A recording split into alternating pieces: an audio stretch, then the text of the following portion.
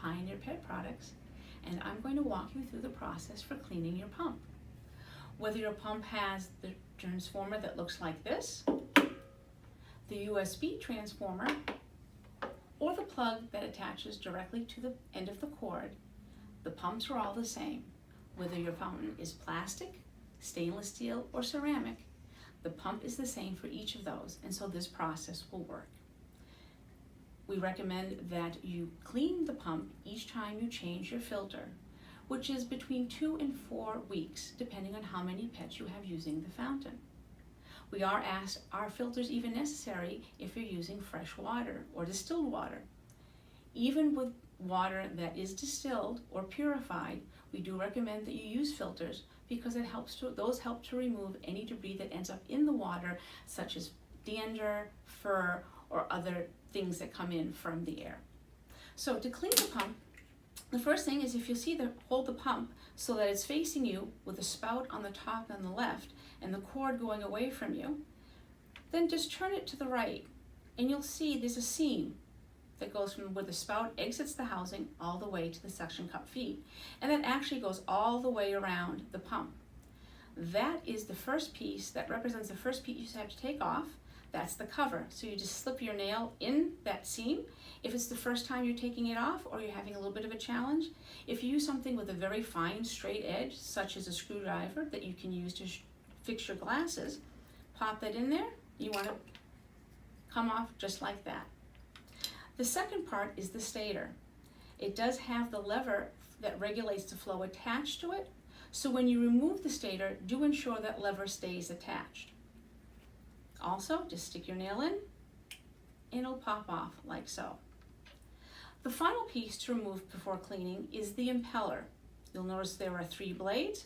We do recommend that you stick your nail in between the blades on the lip, and it will come right out like that. You may notice some resistance because there's a magnet. That is what engages the impeller to allow it to turn. Once you have removed all the pieces, you want to wash it with warm water and soap.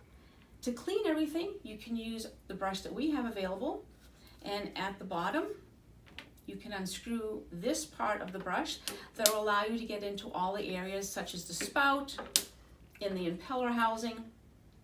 If you don't have one of these available, a Q-tip works as well. Once everything is cleaned completely and you've rinsed the pump thoroughly so there is no soap residue, it'll be time to reassemble the pump. Insert the impeller. This next step is very important. You want to rotate the impeller about 5 or 6 times in the same direction.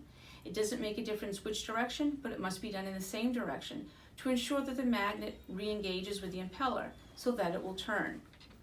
Then reinsert the stator, and finally the cover. Now on the front you can see the lever, and as I had mentioned, that regulates the rate of flow. There's a plus sign on the left and a minus sign on the right. When you push the lever all the way to the left, that will give you the most amount of flow that you can have. All the way to the right is the least amount of flow, and of course in the middle gives you something in between. We do recommend, especially the first time that you're assembling your fountain, to use the middle, and then you can adjust accordingly. Prior to reassembling your fountain after cleaning, if you want to check to make sure your pump is working as you would like it to, insert it in water just up to where the pump housing ends and the spout exits, and plug it in, and then you should have the pump work. And there we go. Thank you so much. Feel free to call us or email us with any questions. The phone number and email address will follow this video. Thank you so much.